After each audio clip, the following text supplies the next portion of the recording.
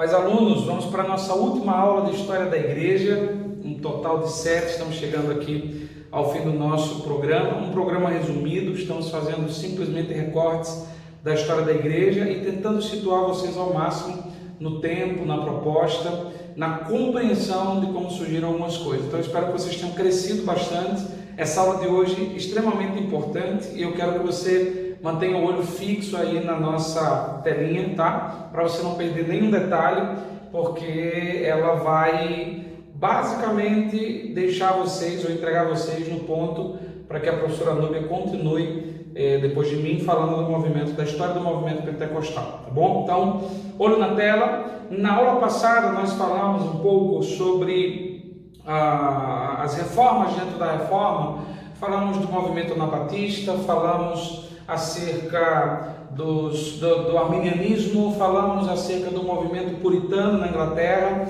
e na aula passada, depois de falarmos do movimento puritano, nós mencionamos sobre a expansão da igreja para as Américas através dos grandes descobrimentos e finalizamos a nossa aula explicando sobre o esfriamento espiritual que aconteceu no século XVIII, tá? Paramos aí no século XVIII, mais ou menos em 1700. Hoje eu quero voltar um pouquinho mais uma vez com vocês na história para nós entendermos um outro movimento de reforma dentro da reforma, tá? E esse movimento de reforma dentro da reforma é o pietismo. O movimento pietista ou o movimento de piedade, ele foi um desses movimentos que entendeu que a reforma foi boa, mas que seria necessário melhorar um pouco mais, ou avançar um pouco mais, ou amplificar um pouco mais a reforma protestante. Então, o que foi o movimento pietista?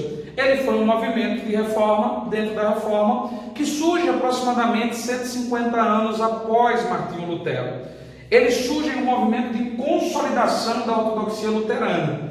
A própria igreja luterana, nesse primeiro momento, nesse primeiro século do seu estabelecimento, ela estava dividida. Havia os filipinos e aqueles que se chamavam os guinésios luteranos. Os filipinos eram seguidores de Filipe Melanchthon, sucessor de Lutero, que, como eu expliquei para vocês em aula passada, ele entendia, diferente de Lutero, a questão de sinergismo e monergismo. O que é isso? Sinergismo e monergismo é aquela questão de livre-arbítrio e predestinação, basicamente. Lutero tinha um entendimento augustiniano, já que era um monge agostiniano, influenciado pela teologia de Agostinho de Hipona, da questão da predestinação, enquanto Filipe Melanchthon entendia que não, que o homem possuía sim livre-arbítrio e participava desse processo da salvação no sentido de responder à proposta da salvação. Isso gerou divisão dentro do luteranismo. Veja que eu estou aqui em 1500 aproximadamente. 1500, eu estou falando aí de aproximadamente 100 anos antes de Armínio se levantar e firmar as bases do arminianismo, para que você entenda que Armínio não trouxe nenhuma novidade. Essa discussão já é uma discussão que vem desde o tronco da reforma. Esse movimento de Filipe Melanchthon gerou divisão no luteranismo, e aí tínhamos os filipinos, seguidores de Melanchthon, e os guinésios luteranos, que eram aqueles que diziam que eram os verdadeiros guinésios ou genuínos luteranos. São aqueles que diziam: nós somos os verdadeiros luteranos e cremos, assim como Lutero, na obra exclusiva da graça, nessa graça, não posso dizer irresistível, porque esse termo veio depois, mas nessa graça que alcança sozinha, sem necessidade de participação do pecador, aquele que vai ser salvo. Essa divisão aí, ela foi pacificada depois de muito tempo. Essa é uma história bem comprida, que vocês precisam depois ler ou depois estudar, tá? Mas nesse momento a ortodoxia luterana, ela se fixou, ela se tranquilizou. E não somente isso, como ela basicamente morreu, ela se tornou fria. E dentro desse contexto surge o movimento pietista. O movimento pietista, ele surge como uma reação à ortodoxia luterana, que eles classificavam como uma ortodoxia morta. Era um movimento de reforma dentro da reforma, mas na perspectiva deles, eles não queriam discutir a doutrina da salvação, nada de reformar a doutrina da salvação. Já haviam chegado aí a determinado consenso quanto os filipinos e guinésios luteranos. Então eles não queriam discutir essa questão doutrinária. Eles pressupunham toda a doutrina da graça que foi trazida pela reforma, ou seja, eles abraçavam os princípios da salvação pela fé através de Cristo Jesus. Esses princípios eram indiscutíveis. Agora, qual era ponto do pietismo dentro da reforma protestante. Era o questionamento acerca da ausência de um cristianismo bíblico. Eles passam a olhar para a Bíblia e olham para a vida da igreja naquela época, uma igreja que estava em reforma, e diz, está ausente. Eu não consigo ver na igreja daquela época, eles não conseguiam ver na igreja da sua época, o que viam, por exemplo, no livro de Atos dos Apóstolos. Atos dos Apóstolos foi um dos livros que moveu o movimento pietista de uma forma muito singular. Então eles olhavam para a igreja do Novo Testamento e diziam, esse cristianismo que nós estamos vivendo, ele é morto, ele não é vivo. E aí eles passaram a questionar, eu vou usar umas palavras que talvez vocês nunca tenham ouvido, mas vou usar, porque se vocês forem ler, vão se deparar com elas. Eles questionavam uma ortodoxia que não gerava ortopraxia nem ortopatia. O que é isso? É ortopedia? Não tem nada a ver com ortopedia. Ortodoxia era aquilo que a igreja firmou como a sua crença, a sua regra, o seu costume. Ortodoxia é aquilo que fazia parte do conjunto do entendimento do pensamento da igreja. Então eles disseram, foi firmada uma ortodoxia, ou seja, um conjunto de pensamentos de como a igreja deveria atuar, deveria agir, de como ela se comportaria, um conjunto de pensamentos doutrinários, teológicos, mas essa ortodoxia não gerava ortopraxia, ou seja, se definia uma coisa na teoria, mas não se via na prática. Ortodoxia é a teoria, o que está na mente, a ideia. Ortopraxia é a praxis, a execução. Os petistas disseram, tudo o que está escrito é bom, mas não leva a uma prática genuína, nem uma ortopatia, ou seja, a um sentimento de amor, de querer fazer, de querer viver o Evangelho. Então, o grande questionamento dos petistas era justamente essa intelectualização exagerada que não era vista na prática e que não enchia, não ardia o coração daqueles que conheciam o Evangelho. Eles buscavam uma ortopraxia baseada na ortodoxia bíblica, ou seja, eles queriam que a vida prática da igreja reformada fosse de acordo com a vida prática da igreja bíblica. O que a Bíblia diz e como deve ser a vida da igreja? Era esse o desejo do movimento petista dentro da reforma. Eles entenderam que toda a estrutura da reforma foi exageradamente intelectual. E aí entendiam que mesmo os reformadores como Lutero sofreram influência do pensamento e da filosofia medieval que assolou a igreja. Olha a frase que eles utilizavam sobre a ortodoxia luterana. Philip Jacob Spener, que é o principal nome do pietismo, já vamos falar sobre ele, disse o seguinte: o espírito escolástico estendeu uma mortalha sobre a ortodoxia cristã. Esse espírito escolástico fala dessa escola escolástica que veio na Idade Média, que influenciou a igreja, que era mais ou menos um sentimento meio que filosófico. Ele disse, essa filosofia, esse racionalismo, essa frieza intelectual estendeu uma mortalha sobre a ortodoxia cristã, engessou, matou. Então veja que o movimento pietista ele questionava justamente esse racionalismo, esse culto frio, o culto morto, a pregação sem entusiasmo, sem ênfase, sem emoção. Tá? Esse era o grande questionamento do movimento pietista. Eles enfatizavam então uma experiência pessoal. Vejam bem, a ênfase do pietismo estava na conversão pessoal, no novo nascimento. Veja que nós falamos acerca da reforma, que à medida que a reforma foi se expandindo, muitos países se tornaram protestantes, muitos estados se tornaram protestantes. Então muitas pessoas nasciam protestantes.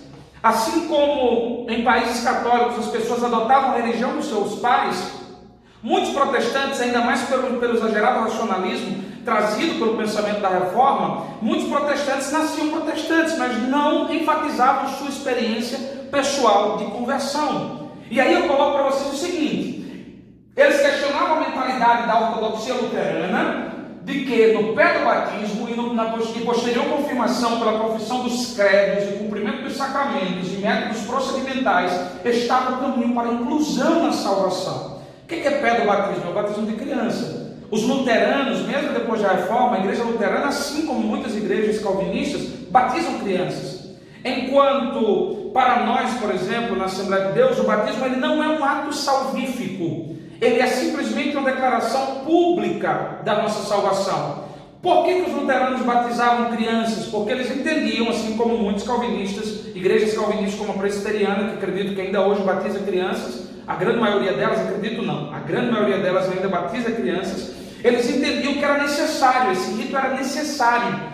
Isso vem da cultura católica, medieval, que a criança tem que ser batizada para não se tornar pagã. E aí, quando essa criança chegava a determinada idade, ela confirmava esse batismo através da sua confissão e cumprimento dos sacramentos para inclusão nessa proposta de salvação, tá? Não é que isso gerava salvação. Lutero nunca imaginou que o batismo era literalmente o evento que produzia salvação. No luteranismo, na teologia luterana, a salvação, a justificação era um ato forense, ou seja, Deus decretou. E essa é uma visão muito fria. E aí havia todo o cerimonial, conforme eu coloco para vocês, que não enfatizava o novo nascimento.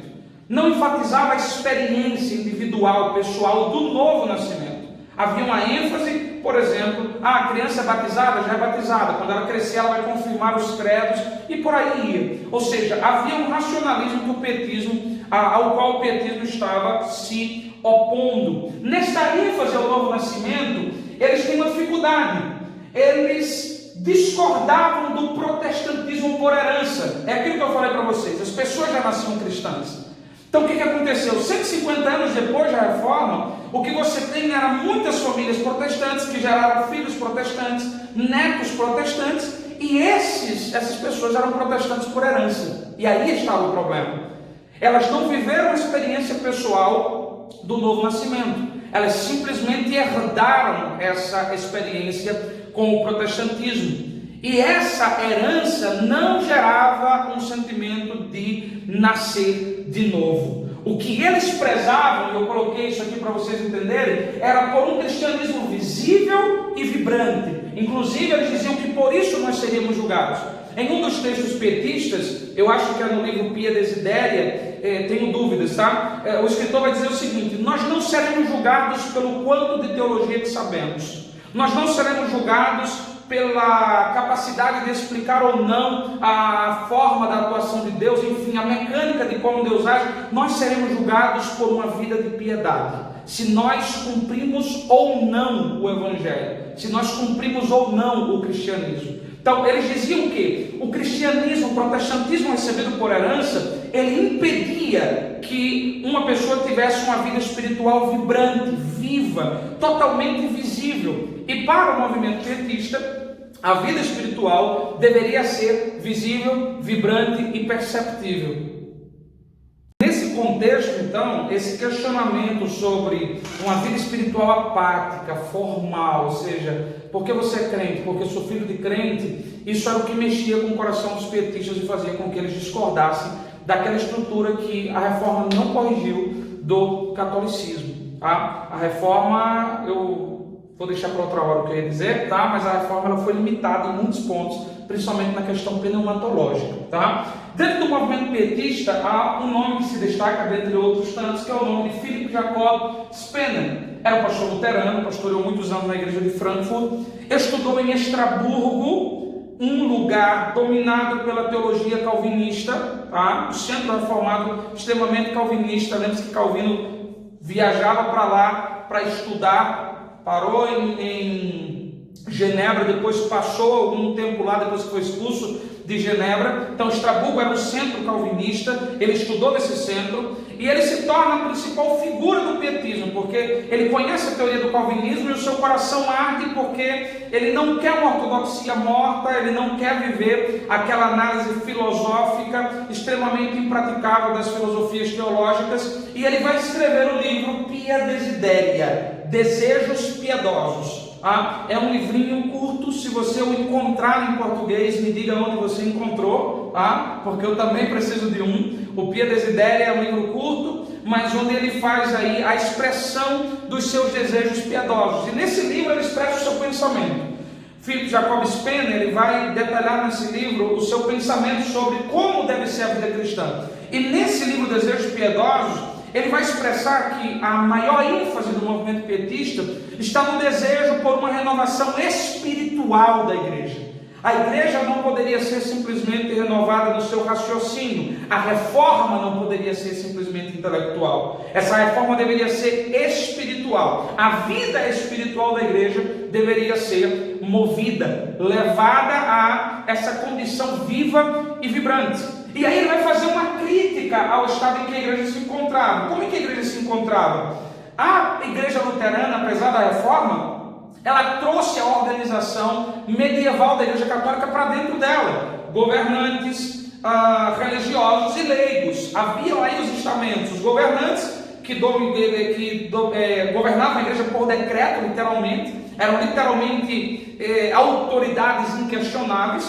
Os religiosos que se apropriavam aí das epístolas pastorais de Paulo para dizer nós somos os ministros, os oficiais, e os leigos que simplesmente aceitavam e recebiam tudo. Eles entendiam que essa ideia de organização medieval quebrou um dos princípios da reforma, que era o princípio do sacerdócio universal de cada crente. Ou seja, é como se a igreja luterana tivesse voltado de alguma forma para o comportamento da igreja católica, de que o conhecimento, a autoridade estava limitado a determinado grupo. E eles vão bater nisso aí para resgatar a ideia de sacerdócio universal de cada crente. Ou seja, não poderia haver, no sentido literal da palavra, leigos na igreja. Todos deveriam conhecer a palavra e serem vivificados pela palavra. Esse era o desejo do movimento pietista, um avivamento, uma reforma na vida da igreja. Dentro dessa reforma eles tinham um princípio. Qual é o princípio? A Bíblia precisa ser lida e pregada intensamente no culto. Eles defendiam uma leitura mais extensa da Bíblia no culto. Que nós não poderíamos chegar num culto e ler simplesmente um versículo para cumprir tabela, tá? Nada que a gente veja acontecer nos dias atuais. A leitura da Bíblia deveria ser incentivada, desenvolvida no culto, em porções maiores, ter mais espaço. E essa leitura e pregação deveria ser uma pregação intensa, viva, vibrante. Essa era a grande questão do movimento pietista. Opondo-se aí àquela métrica de sermão que vem do catolicismo, onde simplesmente há uma exposição sem vida dos seus argumentos. Eles criticavam dentro dessa questão da pregação aquilo que se chamou de pregação barroca. Eu falei na aula passada sobre o período barroco, é um período literário, onde se preocupava, onde os sermonistas, os oradores se preocupavam com um sermão, com uma homilia cheia de palavras complicadas, cheia de voltas teológicas. Eles diziam o seguinte: esse estilo barroco de pregação, ele não serve. É um estilo extremamente complexo, é um estilo extremamente prolixo, que não atende a finalidade. A Bíblia deve ser pregada diretamente, de forma que faça brotar fé no coração das pessoas.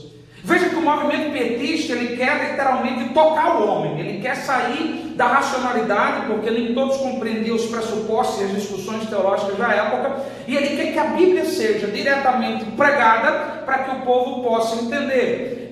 Isso era uma coisa que não acontecia com tanta frequência. Se você lê as Institutas de Calvino, e eu não lhe recomendo fazer isso ainda, tá? Você vai ver que é um livro extremamente complexo, e dizem alguns historiadores que foi um livro que foi escrito para a escola dominical de crianças. Então havia esse sentimento de complexidade, da pregação complexa, da mensagem. Claro, se você lê a teologia reformada, você vai ver que existem coisas que são extremamente complexas de serem compreendidas, como por exemplo, a livre oferta do Evangelho. Deus ofereceu o Evangelho livremente a todos, mas Deus predestinou que só pode receber o Evangelho aqueles que Ele predestinou para receber. Então é bastante filosófico. Deus ofereceu a todo mundo universalmente, a oferta do Evangelho é livre, mas Ele que determinou a oferta livre, também determinou que nem todos receberiam. Então isso é assim, é quase um looping, né, filosófico. Você fez, mas não fez. Então esse pensamento filosófico, ele era questionado pelo movimento pietista. A Bíblia tem que ser pregada diretamente. E o povo tem que entender, porque a palavra de Deus é o que faz brotar fé. O Spener vai exagerar e dizer até o seguinte: a palavra de Deus é o que faz brotar fé, até mesmo se uma mula pregar. Ele diz: se uma mula pregar a palavra vai brotar fé no coração dos crentes. Mas é importante para a vida da igreja que a igreja possua pastores que sejam crentes. Como assim? Deixa eu entender. Existiam pastores que não eram crentes? Eles vão dizer justamente isso. Ele defendia que a vida da igreja seria outra se os seus pastores fossem crentes.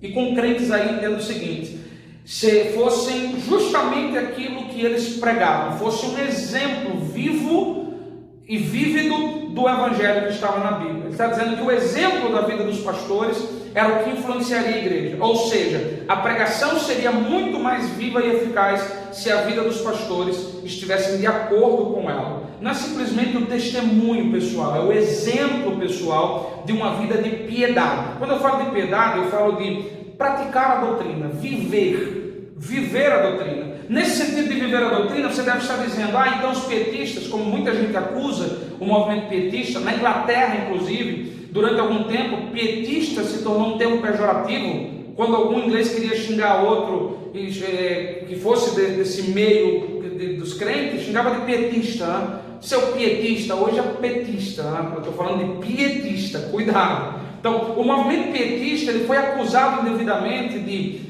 abandonar a Bíblia ou de deixar a Bíblia de lado para focar em uma experiência pessoal e emocional. É um equívoco. Era uma premissa do movimento pietista a ênfase na exegese bíblica. Exegese é extrair a mensagem bíblica, estudá-la a ponto de poder entender o que ela está dizendo. Mas havia uma coisa que os pietistas condenavam: era a exegese pela exegese. Ou seja, eu interpreto a Bíblia por interpretar. Eu busco toda aquela estrutura técnica do grego, do hebraico, da sistemática teológica para quê? Para nada. E aí eles questionavam a pregação impecável, mas que não produzia aplicações. Sabe aquela mensagem onde você passou a pregação toda dizendo: uau, que legal, que máximo, realmente, muito curioso isso, mas no final da mensagem você olha e diz: e aí, o que é que eu tenho a ver com isso? Isso não me move para lugar nenhum. Isso era o que os pietistas condenavam. Eu diria que o movimento pietista, ele deu um pressuposto muito forte para o que nós chamamos hoje, cobre a professora Núbia, de hermenêutica pentecostal. Cobre não, brincadeira, tá? Hermenêutica pentecostal. O que é hermenêutica pentecostal? É aquela que busca entender a Bíblia, porque entende que as experiências que estão na Bíblia são para serem vividas por nós. Só que eu busco fazer uma exegese, entender aquela experiência e depois interpretá-las para saber como nós viveremos essas experiências nos nossos dias. Então, o pietismo ele vai questionar essa situação de pregações homileticamente perfeitas, o sermão perfeito, a exegese perfeita, a análise perfeita de todas as palavras, as conexões perfeitas, mas sem nenhuma aplicabilidade. É a mensagem que não leva a lugar nenhum, exatamente a lugar nenhum. Esse vai ser um grande questionamento que os pietistas vão fazer na sua época. Eles não queriam que a mensagem, a pregação, fosse uma perda de tempo, ou simplesmente uma mera exposição de argumentos e filosofias. Ela tinha que possuir um viés extremamente prático. Por isso, o movimento pietista tem uma ênfase no Espírito Santo. Isso é interessante. Você vai ver que essa ênfase é uma ênfase nas manifestações do Espírito Santo, enquanto a maior parte da teologia reformada, principalmente no calvinismo, enfatiza simplesmente a obra de salvação do Espírito Santo e a obra de santificação. O pietismo começou naquela época a enfatizar o Espírito Santo e as suas diversas manifestações. Há uma ênfase nas reações estáticas, ou seja, na emoção que o Espírito Santo gera em indivíduos que são cheios e tocados por ele. São essas reações estáticas, como por exemplo o falar em línguas, o manifestar no corpo algumas emoções. E aí eu te dou o exemplo, por exemplo, dos quakers.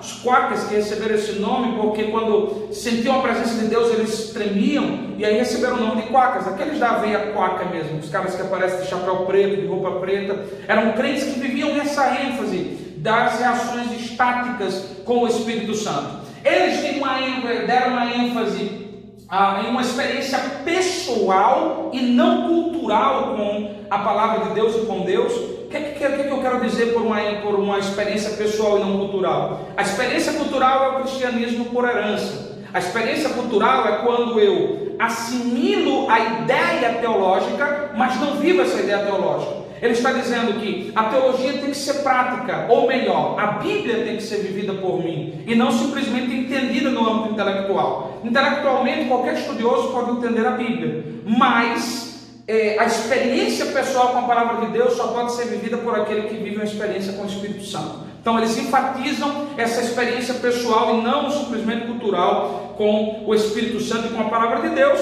E esse movimento pietista que surge aí dentro do luteranismo, nesse período de 150 anos depois do estabelecimento do luteranismo, ele vai influenciar muitos grupos depois do seu tempo, na sua época. Muitos grupos serão influenciados.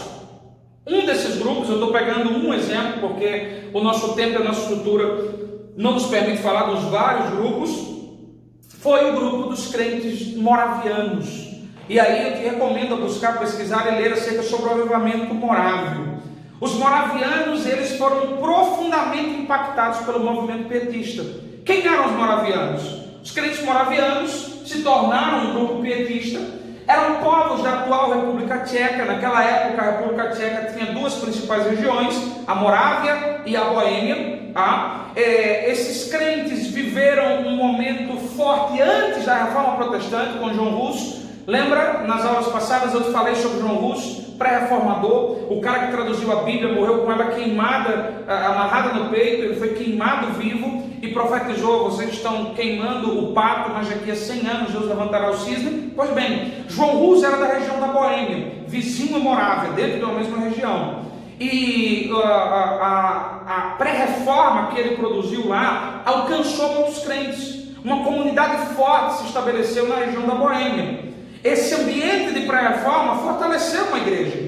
Essa igreja ela foi avivada através da pregação de Cristiano David. Cristiano David, um morávio, que em suas viagens teve contatos com pietistas. E nesse contato com pietistas ele entendeu tudo isso que nós falamos há pouco, sobre não pregar simplesmente com racionalismo, sobre viver essa experiência pessoal. Cristiano David então volta para Morávia e começa a pregar essa mensagem viva, vívida. E nesse meio tempo a igreja é totalmente despertada. No despertar da igreja na Morávia, o que acontece? Perseguição da igreja católica. A igreja católica fazia pouco tempo havia ganhado uma guerra, estavam aí vivendo esse período de contra-reforma, tá? E quando Cristiano David volta e prega, e a igreja cristã verdadeira, ela se torna viva e vívida, a igreja católica vai perseguir, o que vai levar muitos crentes a fugir. Em uma das viagens do Cristiano David, então, ele é apresentado ao irmão Nicolau Luiz, chamado Conde de Zinzendorf.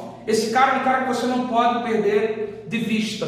Qualquer livro que você encontrar sobre ele, leia, porque ele foi um mecenas do Evangelho nesse período. Cristiano conhece o Conde de Zinzendorf, conversa com ele. O Conde de Zinzendorf estava na região da Saxônia, tá? E o que acontece? Os grupos moravianos estão fugindo da perseguição e o Conde de Zinzendorf resolve acolher em suas terras esses crentes moravianos que estavam fugindo, estavam na condição de imigrantes, saindo da sua terra, fugindo da guerra, fugindo da perseguição. E esse irmão, o Conde de Zinzendorf, Nicolau Luiz, vai receber essa galera. Quem era ele? Nicolau Luiz, ou Conde de Zinzendorf, era de uma família nobre, vivia em um castelo próximo à República Tcheca, tá? Vivia em uma região mais afastada, tinha bastante terra, tinha bastante influência, a sua família. Ele cresce em uma família protestante.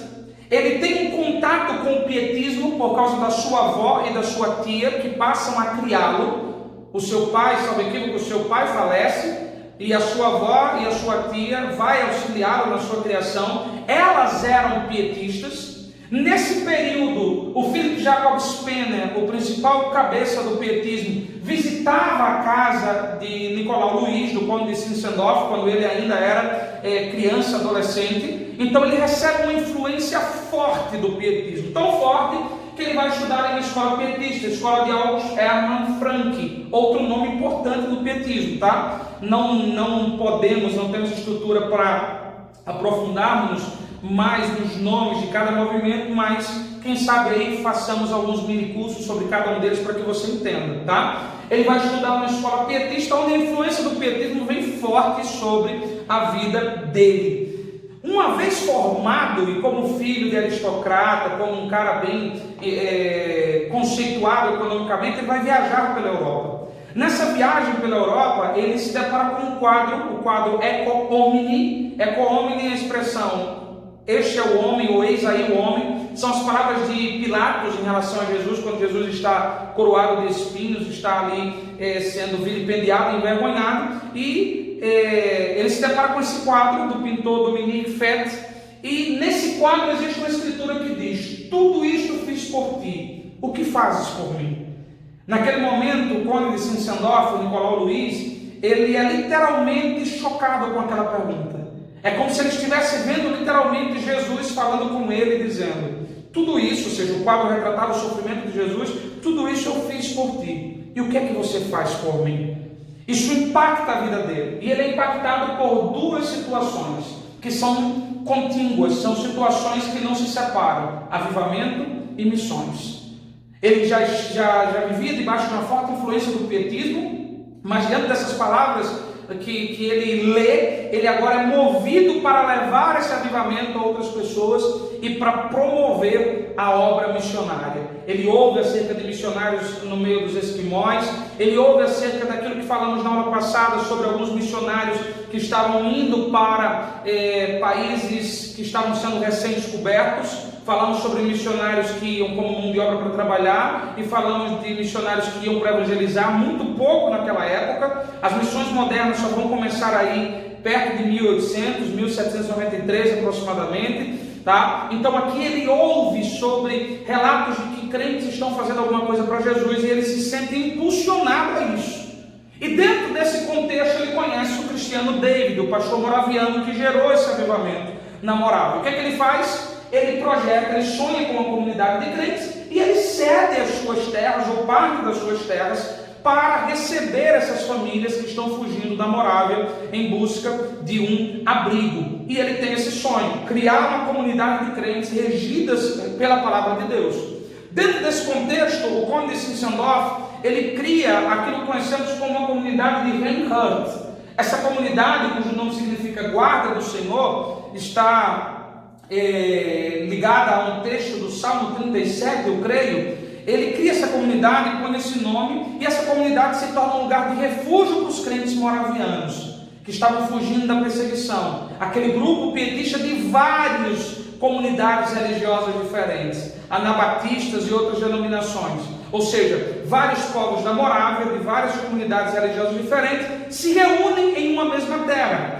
É como se você colocasse para viver no mesmo bairro e trabalhar junto e congregar junto assembleianos, presbiterianos, batistas, congregacionais, metodistas, bola de neve e por aí vai. Então ele juntou como se fosse crentes de várias denominações, todos moravianos, e colocou no mesmo lugar. Deu problema. Esses crentes começaram a ter conflito, primeiro por disputas teológicas, segundo por divergências étnicas, terceiro concorrência no trabalho, ou seja, eles se chocaram, literalmente se chocaram. E aí o conde de Zinzendorf, que era formado em direito, ele tem uma ideia. Ele convoca esses crentes a uma reunião, e nessa reunião ele trata, primeiro ele fala sobre a autoridade da palavra, ele prega para eles sobre o mandamento da unidade. Segundo, ele fala como dono da terra, dizendo: eu sou o dono dessa terra e eu quero que vocês convivam em unidade. E em terceiro lugar, ele estabelece aí como se fosse uma norma de condomínio, um grupo de normas para que eles pudessem seguir. Mas o princípio era que eles deveriam seguir essas normas de boa convivência, focados no pensamento de servir a Deus. Ele convida aqueles moravianos a focarem naquilo que os unia como cristãos. Ou seja, havia discussões teológicas, ele disse: esquece aquilo que vocês discordam na teologia e foca naquilo que vocês concordam. Salvação em Cristo Jesus, justificação pela fé, Cristo como o Cordeiro de Deus. Essa é uma expressão muito forte dentro do movimento morável, tá? Então ele regulamenta a vida naquela comunidade e convida os cristãos a focarem naquilo que realmente importa. Essa atitude dele, que se comportava muitas vezes como pastor dessa comunidade de moravianos, mudou a mentalidade daqueles crentes. E o que é que vai acontecer? Em 13 de agosto de 1727, após o culto de Santa Ceia, os crentes são tocados profundamente por Deus. Eles que estavam aí basicamente cumprindo os rituais litúrgicos depois do culto, começam a sentir algo tão tremendo que eles definem como sendo o sentimento de que aprenderam a amar um ao outro. Eles sentem o amor de Deus literalmente. Alguém vai dizer que um deles tinha a visão de um cordeiro. E eles começam, a partir daquele momento mesmo, a história vai dizer que alguns caem no chão chorando, outros caem em oração, todo o grupo cai em quebrantamento, porque eles descobrem naquela Santa Ceia, tendo a visão daquele cordeiro, tendo a experiência, o sentimento, a chama no coração, eles descobrem o amor uns pelos outros, e resolvem então começar uma torre de oração. Uma torre de oração era, a cada hora haverá um crente orando. Ou seja, 24 crentes por dia, um por hora estaria orando. E essa torre de oração que começou em 13 de agosto de 1727, ela vai durar por mais de 100 anos. Por mais de 100 anos, naquela comunidade morávia, havia sempre, a cada hora, um crente orando. Essa torre de oração, dentro da estrutura do avivamento moraviano, do pietismo moraviano, foi o grande segredo, a grande base do avivamento que eles viveram. Eles passaram a amar uns aos outros e passaram a orar e buscar constantemente a Deus. A vida da comunidade foi mudada. Eles saem da teoria do Evangelho e entram na prática do Evangelho propriamente dita. Passam a viver o Evangelho. Aquilo que era a premissa do pietismo, entender a palavra para viver a palavra, eles passam a fazer. E a visão de Cristo como um cordeiro naquela Santa Ceia foi o que os levou a este sentimento. Eles entenderam literalmente. Eles passam a viver um avivamento que começa na oração e que vai resultar na obra missionária. Eles mesmos se auto-intitulavam os seguidores do Cordeiro.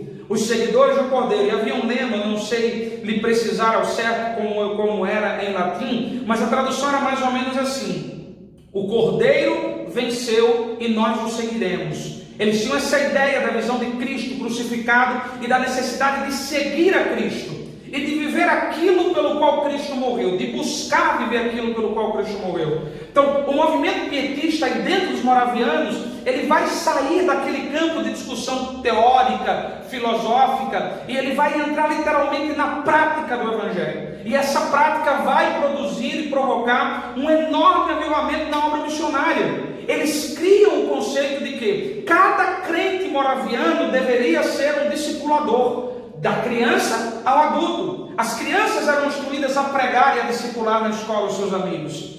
Dentro desse contexto, os jovens começaram a se preparar para missões. A partir dos 20 anos, os jovens começavam a estudar a Bíblia, começavam a estudar geografia, porque eles viajariam para pregar, começavam a estudar medicina para alcançar lugares necessitados e começavam a estudar outros idiomas. Veja que não é um avivamento que gera simplesmente empolgação, era um avivamento que gerava projeto, um avivamento que tinha propósito. O movimento pietista arrancou esse grupo da teoria do Evangelho e os trouxe à prática, os trouxe a preocuparem-se literalmente com a vida da igreja como Cristo queria que ela fosse, uma igreja viva, vibrante e missionária. Isso é tão forte que 2 jovens moravianos, a história desses 2 jovens marca a história, se venderam como escravos para evangelizar no meio dos escravos.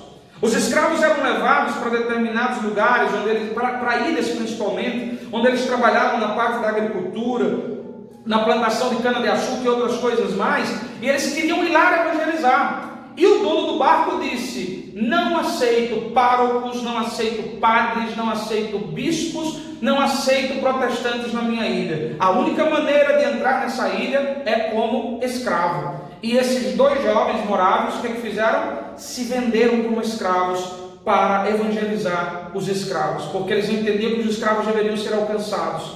A história vai dizer que a sua família, no porto, no momento em que eles estão partindo no navio, muita gente emocionada, mas ainda sem entender porque eles estavam fazendo aquilo, antes que o navio partisse e saísse, vão perguntar a eles por que eles estavam na sua juventude se vendendo, indo como escravos, sabendo que não voltariam mais, porque era impossível voltar. Não havia como mandar espórtula, como mandar oferta. Eles simplesmente iriam por amor à obra de Deus. E quando perguntaram àqueles jovens: por que vocês estão fazendo isso? Por que vocês estão se vendendo como escravos para evangelizar os escravos?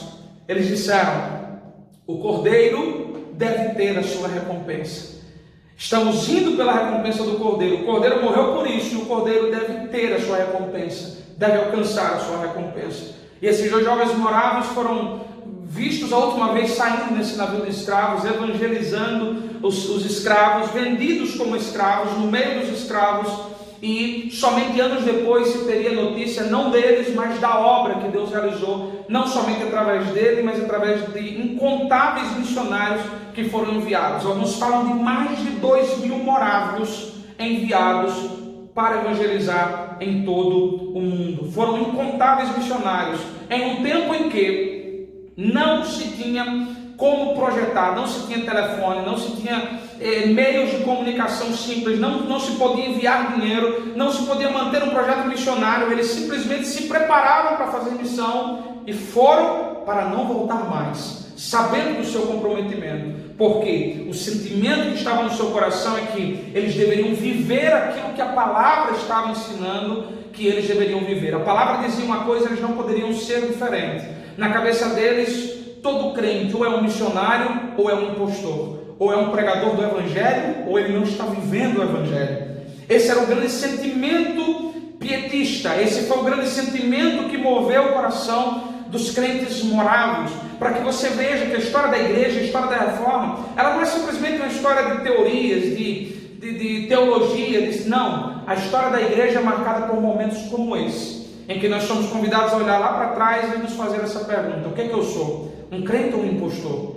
Para eles, todo crente deveria ser um discipulador, ou então ele não estaria vivendo a palavra. Ele estava lendo a palavra, ele podia até entender a palavra, mas ele era um cristão sem experiência pessoal com Deus. Ele tinha somente uma experiência cultural. Eles não concebiam a ideia de um crente vir, congregar, sentar na igreja e simplesmente assistir culto.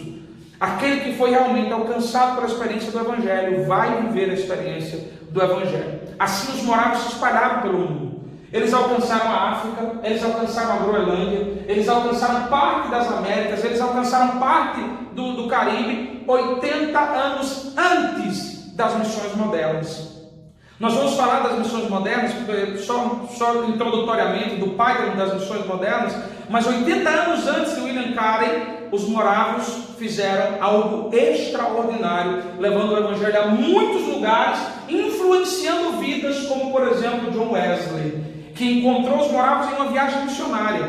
John Wesley, um crente metodista, na verdade ele vai dar origem ao metodismo, mas um crente inglês, de família crente, filho de Susana Wesley, irmão de mais 9 crentes, órfão de pai, um cara realmente de uma história espetacular. Cresceu vendo a piedade da sua mãe. A biografia de John Wesley diz que eles passaram por muitas necessidades, e quando não tinha nada para comer, que os seus irmãos estavam chorando, a biografia vai dizer que a sua mãe colocava um avental no rosto, e o irmão mais velho gritava dizendo: podem parar de chorar, mamãe está orando, haverá providência de Deus. John Wesley nasce nesse contexto, ele cresce nesse contexto.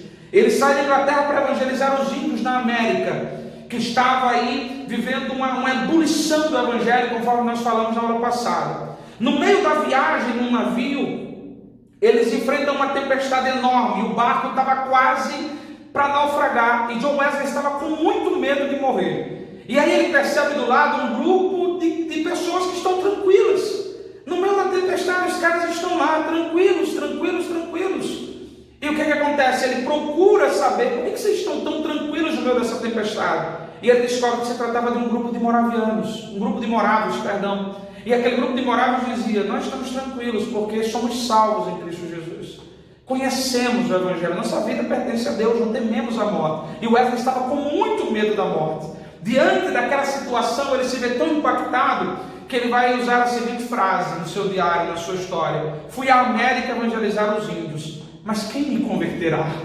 A experiência dos morávios era tão vívida que até homens como John Wesley, um profundo conhecedor da palavra, missionário, estava indo da Inglaterra para a América para evangelizar os índios, literalmente movido pela experiência deles. A história vai dizer que a tempestade passa, o navio atraca, John Wesley desce do navio e um dos morávios se aproxima dele e pergunta: você conhece a Deus? E John Wesley diz: sim, conheço a Deus, ele é o salvador da humanidade. E aquele morávio pergunta: mas ele salvou você?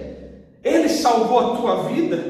E a história diz que John Wesley se sente profundamente impactado com aquilo, porque ele vai dizer que, embora conhecesse a Bíblia, pregasse a Bíblia, mas ele se dá conta naquele momento de que ele não tinha um sentimento de salvação, uma experiência pessoal com Deus. Ele tinha uma experiência cultural, mas não pessoal com Deus. A sua missão nas Américas foi um fracasso. Ele foi para evangelizar os índios, mas não conseguiu cumprir a sua missão, não alcançou os seus objetivos.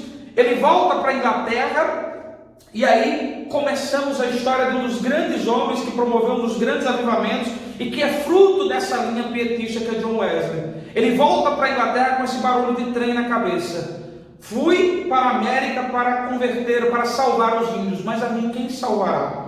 Ele volta no sentimento de que necessitava buscar e viver essa experiência pessoal com Deus, sentir a salvação dentro dele que ele não conseguia sentir. Nessa volta ele se aproxima de grupos morávios, ele vai buscar entender esse contexto pietista, sair desse cristianismo cultural. E a história vai dizer que enquanto John Wesley estudava a carta aos Romanos, os comentários de Lutero, ele sente o peito dele em chamas, essa expressão, ele sente literalmente como se a vida de Deus tivesse entrado nele, e naquele momento ele escreve no seu diário a sensação dizendo o seguinte: senti em meu coração um ardor estranho, senti que confiava em Cristo e somente nele para a minha salvação, e me foi dada a certeza de que ele redimira os meus pecados, os meus, e me havia salvo da lei do pecado e da morte. Quando ele está lendo, diante daquele sentimento de buscar na palavra uma experiência pessoal com Deus,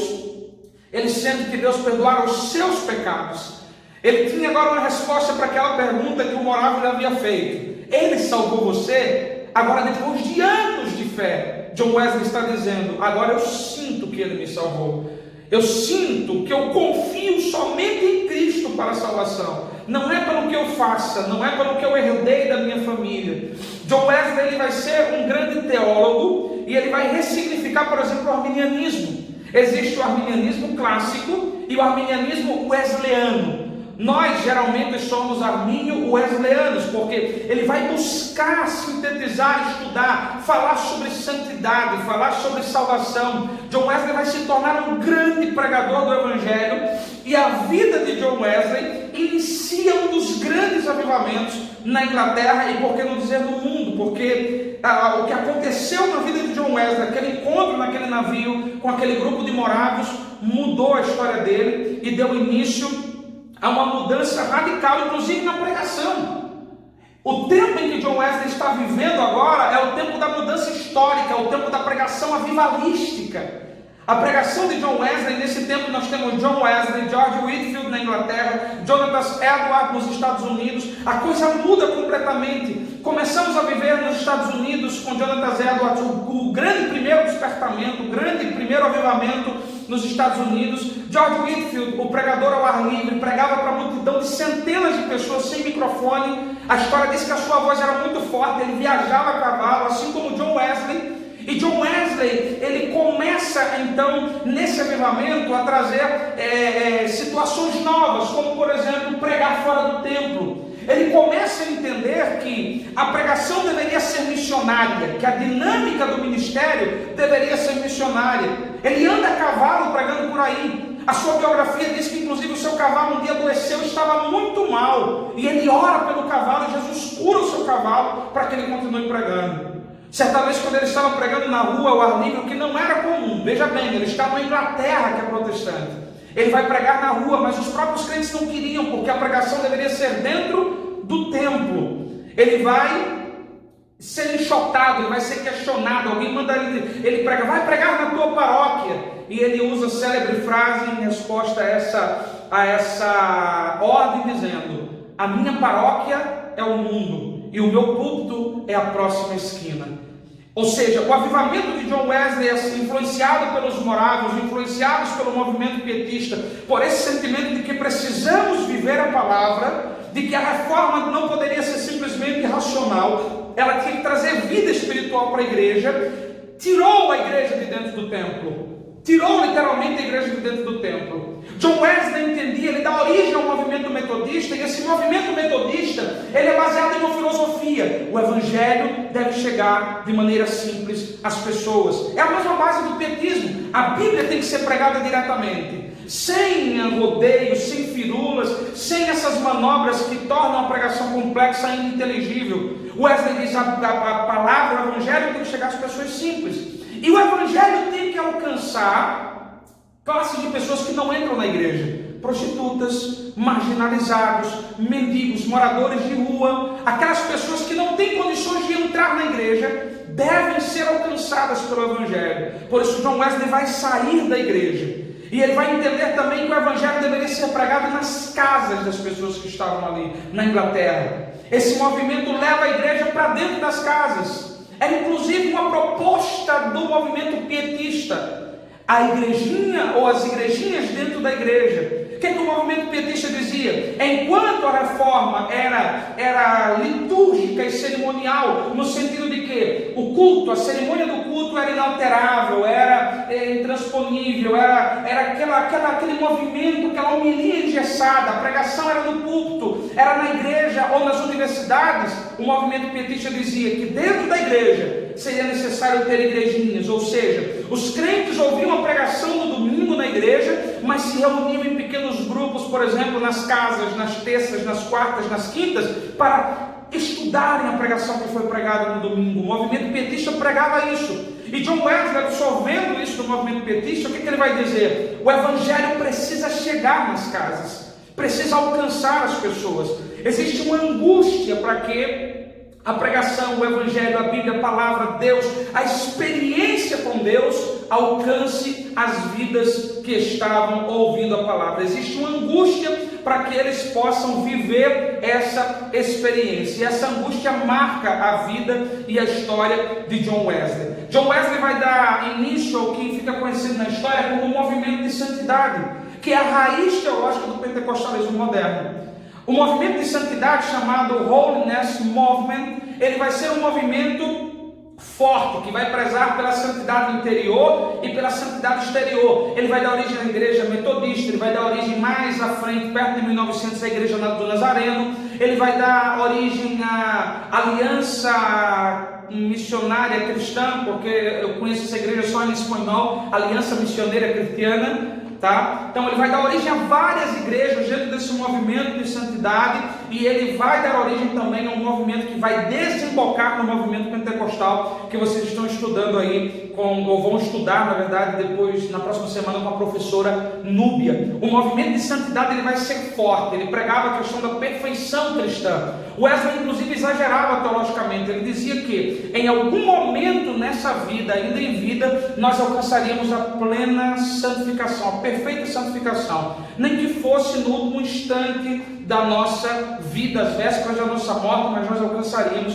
de alguma forma a perfeita santificação, a plena santificação. Tá? Eu estou trazendo de forma bem simplista para que você entenda que o Holiness Movement, o movimento de santidade, ele gerou influências enormes na maneira de vestir, na maneira de se portar. Inclusive essa questão de usos e costumes, que é muito rigorosa no meio pentecostal, no meio metodista, ela vem em razão do movimento de santidade. A questão da forma como se vestir, da forma como se portar. John Wesley vai desenvolver esse movimento de santidade de uma forma muito ampla. A partir de 1700 você vai ver esse movimento de forma muito intensa acontecendo, influenciando a igreja, inspirando pessoas, trazendo uma ideia da ação contínua da graça, como uma segunda bênção. Nós vamos voltar nesse ponto daqui a pouco, influenciando pessoas literalmente a viverem um avivamento. John Wesley foi um divisor de águas. Ele é um grande influenciador da nossa teologia, um grande influenciador da teologia que nós estudamos. E ele é fruto desse movimento pietista que alcançou os morávios, que se tornaram grandes missionários, que inspiraram John Wesley, que desembocou no avivamento da Rua Azusa, como nós vamos ver, tá? Eu sei que eu estou falando de uma forma muito simples, John Wesley, avivamento da Rua Azusa, mas existem 200 anos aí, entre ele e a Rua Azusa, e muitos fatos históricos que nós não conseguiremos abordar, mas a raiz teológica está aí dentro desse ponto. Entenderam o movimento pietista? O movimento pietista, ele provocou nos moravos esse sentimento missionário. Mas vai surgir na história, e aqui é um ponto que você precisa frisar, o período das missões modernas, com William Carey. William Carey, ele vai nascer em 1761, ele está no meio desse processo do movimento pietista, no meio dos moravos, do avivamento moravo, ele está no meio, ele nasce no meio desse processo de John Wesley, e ele vai se converter em uma igreja batista aos 18 anos de idade, e em 1785 ele vai se tornar pastor de uma igreja batista, aí em regime bivocacional, ou seja, ele era pastor e ele também trabalhava, ele era sapateiro. Ele não podia trabalhar com flores, como era costume da sua família, e foi aprender o ofício de sapateiro. William Carey pastoreou essa igreja, essa pequena igreja batista, e a história vai dizer, a biografia dele, que muito dificilmente alguém chegava na casa de William Carey e encontrava ele sem que estivesse com a Bíblia na mão. Era quase impossível encontrá-lo sem estar com a Bíblia na mão. William Carey tinha esse sentimento de conhecer a palavra, de se dedicar à palavra.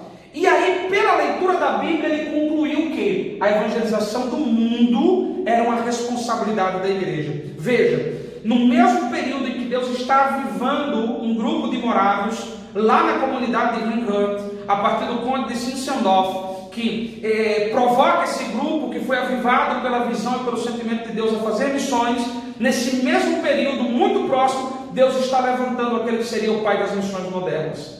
A história da igreja, ela passa por isso, pela nossa compreensão de que Deus está no controle dela, Deus está arquitetando, tá? Deus está arquitetando em um período em que as igrejas reformadas não se preocupavam com missões, e nós vamos entender isso. Deus estava levantando grupos. William Carey, apesar de não termos notícias da influência do pietismo na vida dele, apesar de não termos notícia da influência dos moravos na vida dele, de alguma forma, lendo a Bíblia, ele se compromete com a evangelização mundial. Ele vai preparar um sermão em 1792, já pertinho de 1800, sobre o tema, uma investigação sobre o dever dos cristãos de empregarem meios para a conversão dos pagãos. A linguagem é bem rústica, mas o que ele está falando é a responsabilidade da igreja com a evangelização do mundo. Esse é o tema do sermão. Esse sermão vai provocar a sua igreja, mas ele vai enfrentar dificuldades. E qual é a primeira dificuldade? Ele é membro de uma igreja hipercalvinista. E aí os irmãos hipercalvinistas diziam que Deus salvaria os pagãos se quisessem, que não era responsabilidade da igreja fazer missões. Os hipercalvinistas diziam que a grande comissão, o ide por todo o mundo, era uma comissão dada aos apóstolos, simplesmente a eles, aos 12 que estavam ali diante de Jesus quando ouviram aquela palavra. Esse era um dos argumentos pelos quais as igrejas reformadas, na sua maioria de filosofia calvinista, não faziam missões. Não faziam missões. Mas os franceses em 1555 no Brasil eram homens que estavam em fuga. Não vieram literalmente para fazer a obra missionária. As igrejas calvinistas, na sua maioria eram hipercalvinistas, tinham essa compreensão. Duas, a primeira convicção, a grande comissão ficou para os apóstolos. Segunda, se Deus quiser salvar os pagãos, vai salvar. Tanto que na reunião que ele apresenta a proposta de missão, ele vai ser repreendido. Ele era um jovem pastor de 24 anos, já pastoreava uma igreja maior, e um dos anciãos que estavam ali vai dizer: jovem, sente-se. Quando Deus quiser converter os pagãos, Ele o fará sem a sua ou a minha ajuda. Esse foi o argumento que William Carey recebe quando ele propõe à igreja fazer missões. Mas ele insiste, ele persevera, ele levanta esse projeto e aí, em 1793, ele é enviado para a Índia, onde ele vai morrer. Aí, alguns anos depois, 1834, ele vai morrer na Índia, onde ele se dedica à obra missionária. E nessa chegada de William Carey em 1793 à Índia, nós temos o marco do início das grandes missões modernas. As grandes missões além mar, realizadas por Estados Unidos e Inglaterra. A igreja, de alguma forma, a partir de William Carey, ela começa a entender sobre a necessidade de se deslocar para fazer missões. Ora, 80 anos antes disso aí, 80 anos antes, basicamente, os moravos já estavam se espalhando pelo mundo. Já haviam chegado na África, na Groenlândia, mas agora a igreja institucionalmente, porque quando falamos dos moravos, falamos de uma comunidade que foi avivada e movida para missões. A partir de William Carey, nós temos a igreja se movendo para fazer missões. E a missão de William Carey era diferente, era sistemática. William Carey, existem tratados sobre ele, de que ele era um homem que atuou na área da economia, na área da agricultura, na área da educação, na área cultural. Ele prezava por uma igreja autóctone, ou seja, uma igreja nativa, com líderes nativos, com Bíblia no seu idioma. Ele prezava por essa igreja, ele não era simplesmente um colonizador.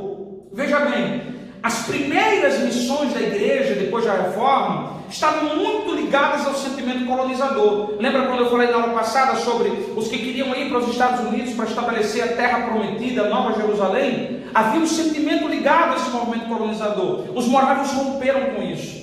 Eles vão fazer missões simplesmente para alcançar a recompensa do cordeiro. E em outra frente, William Carey é movido pelo mesmo sentimento. As missões começam a chegar em outros lugares, como a Índia, por exemplo, através da convicção de William Carey, que ele vai inclusive mudar a cultura da Índia. Ele vai levar máquinas a vapor para a Índia. Ele vai incentivar os ferreiros a copiarem aquela máquina, a distribuírem, a facilitar a vida e o trabalho de muita gente. Ele vai atuar na área da educação, ele vai para o interior da Índia, porque naquela época a Companhia das Índias Orientais, que era uma companhia comercial, vai persegui-lo. Então ele vai para o interior da Índia, ele vai aprender o idioma bengali, ele vai se aventurar na tradução do Novo Testamento. Inicialmente dizem que foi um desastre, mas posteriormente ele traduziu a Bíblia para mais de 40 idiomas. Ele vai literalmente abraçar e mergulhar na obra missionária. Ele vai se dedicar na construção de escolas, de faculdades. Ele vai fazer literalmente a obra missionária mudar o pensamento cultural da Índia. A ponto de que, quando William Carey chega na Índia e se estabelece o Evangelho, depois de 25 anos de missão batista na Índia, a história vai dizer que havia uns 600 crentes batizados, 25 anos depois. 600 crentes batizados nas águas. E muitos ouvintes que vinham para assistir os cultos, mas de crentes batizados, 600 em 25 anos, para muita gente isso é fracasso, né? Mas isso era uma grande vitória dentro da cultura indiana. E a influência de Carey vai ser tão forte na Índia que a cultura que a Índia tinha de queimar as viúvas quando seus maridos morriam, essa cultura é abolida a partir de William Carey. Quando você vai estudar a história da Índia, muitos documentos que são traduzidos, Carey vai ser mencionado lá, porque a vida dele muda a história da comunidade indiana e dá início a esse processo de missão moderna, que vai ter outro nome muito forte, que nós não podemos detalhar pelo tempo, que é David Livingstone, um inglês que ama tanto a África, que se dedica às missões na África, que morre na África, mas quando o seu corpo volta para a Inglaterra, volta sem o coração, porque o coração dele é enterrado, é sepultado na África. O corpo foi para a Inglaterra, o coração sepultado na África. A história de David Livingstone é tremenda. Ele tinha uma filosofia que dizia: Deus tinha um único filho, Deus teve um único filho e fez dele um missionário. Então nesse tempo há um avivamento em relação às missões modernas. O Evangelho está se espalhando, há uma integração muito forte entre Inglaterra e Estados Unidos e uma influência desses dois países na evangelização e nas missões modernas. E William Carey vai ser esse grande nome. Nesse mesmo período que William Carey está se desenvolvendo, o movimento de santidade está a todo vapor. E aqui eu chego no último ponto da nossa aula. O movimento de santidade está a todo vapor. O avivamento de John Wesley, de Jonathan Edwards não era especificamente do movimento de santidade, tá? Mas o avivamento de Jonathan Edwards, o avivamento que John Wesley promoveu, esses avivamentos estavam influenciando muito forte e eles estavam gritando. E John Wesley, no seu desenvolvimento, no seu discipulado, na sua pregação, na sua teologia, ele influencia tanto a Inglaterra quanto os Estados Unidos, que passam a ser impactados. Nesse período em que, anos depois de Wesley, as missões começam a serem feitas, ou seja, há uma influência de John Wesley, do seu movimento, da sua teologia, do avivamento de Jonathan Edwards nas missões provocadas por esses dois países também. Há uma influência desse avivamento. Deus avivou essas nações. Jonathan Edwards, por exemplo, ele vive boa parte da sua vida como pastor em uma igreja, mas ele termina os seus dias, o seu ministério como missionário no meio dos índios, nos Estados Unidos. Esses avivamentos, e mais especificamente o movimento de santidade, ele deu brecha para o desenvolvimento da doutrina do Espírito Santo, mais especificamente a discussão sobre o batismo com o Espírito Santo. A discussão sobre o que era o batismo com o Espírito Santo. John Wesley não enfatizava as línguas estranhas. Ele não tinha uma ênfase nas línguas estranhas. Ele entendia que o Espírito Santo, ele salvava e ele fazia uma segunda obra, que era essa obra de santificação. Até porque a ênfase wesleyana estava na santificação. Mas John Wesley deixou um discípulo, um sucessor chamado de John Fletcher. E John Fletcher, ele começa a mudar o conceito de batismo com o Espírito Santo. Enquanto Wesley entendia que o batismo com o Espírito Santo era uma capacitação para a santificação, no meio de todo esse processo que nós estamos vendo, John Fletcher vai começar a levantar a bandeira do batismo com o Espírito Santo como capacitação. E nos escritos de Fletcher, você vai encontrar alguma coisa sobre o falar em línguas estranhas. Dentro desse período aí de 1800, já que estamos saindo de Wesley, de Fletcher, estamos passando por grandes nomes da história, como Asa Martin, como Charles Finney. Os Estados Unidos viviam uma ebulição de movimentos de cura, por exemplo, com Maria Woodworth Ether. O nome é bem complexo, mas a irmã Maria Ether, como foi conhecida, foi uma mulher pioneira, pregadora do Evangelho, que Deus usava em curas e milagres, que percorreu todos os Estados Unidos. No mesmo período, um australiano chamado John Alexander Darwin chega nos Estados Unidos também com uma pregação de sinais, com uma pregação de cura.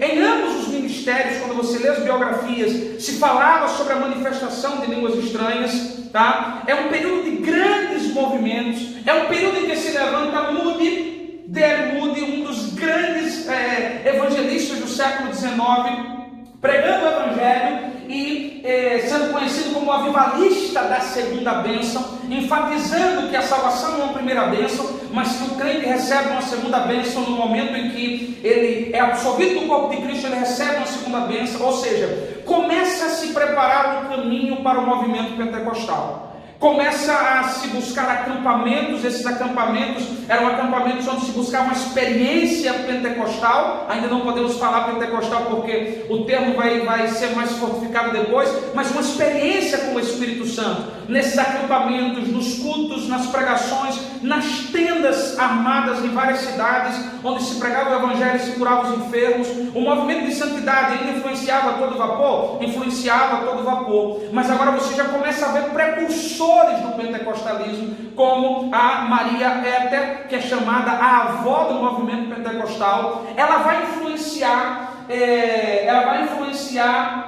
Charles Parham, lá em Topeka, no Kansas. Ele vai ser influenciado, impactado por Maria Wood Ether. Ele vai ser influenciado por ela. Ele vai buscar desenvolver essa ideia do movimento pentecostal, do falar em línguas, porque eles passam a viver essa experiência.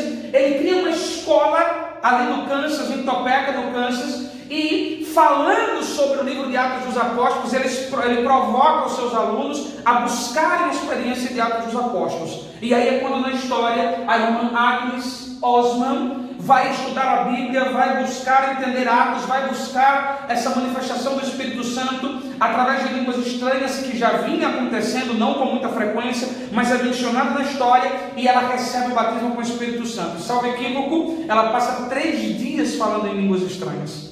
Ela passa 3 dias falando em línguas estranhas. Essa escola de Charles Parham, seus escritos, os movimentos na sua casa, começam a se mover e dar origem ao que seria o movimento pentecostal, que naquela época começou a ser agredido. Por quê? Porque Deus começa a mover-se no meio dos pobres. Deus começa a mover-se no meio daqueles que eram desprezados. Deus começa a se mover no meio de negros. Deus começa a se mover no meio de mulheres que não tinham sequer a possibilidade de votar. Deus começa a usar pessoas no dom de cura, nas línguas estranhas, e mais na frente toda essa estrutura vai explodir no avivamento da Rua Azusa com William Seymour, que vocês estudarão com a professora Núbia. E aí a história da igreja, ela alcança outro patamar a partir de 1901. Em 1901 até 1900 havia uma dúvida muito grande, porque o movimento pentecostal estava dentro do movimento de santidade. Então havia uma confusão entre o que era movimento de santidade e o que era movimento pentecostal. Dentro do próprio movimento havia pessoas que enfatizavam línguas estranhas e buscavam, outros que discordavam. E aí em 1901 existe uma divisão, literalmente. As igrejas do movimento de santidade vão para um lado e surge o movimento pentecostal moderno. Por que eu estou utilizando o termo movimento pentecostal moderno? Porque o movimento pentecostal nasceu em Atos capítulo 2 e ele nunca cessou, ele nunca acabou, ele nunca foi interrompido. Ao longo da história, se nós voltarmos nesses 2000 anos quase que nós percorremos desde a primeira aula até agora, para enfatizar a atuação do Espírito Santo na história da igreja, você vai ver que em todos os períodos da igreja, ainda nos períodos de grande corrupção, Deus sempre tinha pessoas a quem ele usava em sinais, em prodígios. O movimento montanista foi um exemplo disso, o movimento pietista na Reforma foi um exemplo disso, os grandes avivamentos foram um exemplo disso. O movimento de santidade que trouxe no colo as estruturas e as raízes teológicas do pentecostalismo foi um exemplo disso. E em 1901, o surgimento, a eclosão do movimento pentecostal foi um grande exemplo dessa realidade. Eu espero que você tenha entendido essa parte da história da igreja. Ainda tinha muito mais coisas para falar, tá? Mas esse é o nosso programa e espero que Deus fale com você. Espero que você esteja apaixonado pela história da igreja e que você busque entender a sua raiz e a sua origem em nome de Jesus. Amém? Deus te abençoe.